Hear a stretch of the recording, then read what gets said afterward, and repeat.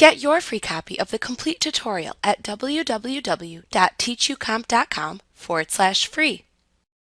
To view the audio accessibility settings in Windows 11, open the Settings app window and then click the Accessibility button at the left side of the screen to show the accessibility settings for your computer to the right.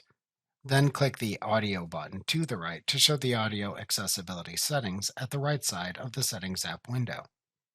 To enable or disable mono audio output in Windows 11, click the Mono Audio Setting button's toggle switch to set it to the on or off position as desired. To show an on-screen flash for audio notifications in Windows 11, select the desired type of flash to show from the Flash My Screen During Audio Notification Setting button's dropdown. To close the Settings app window when finished, click the X button in its upper right corner. Like what you see? Pick up your free copy of the complete tutorial at www.teachucomp.com/free.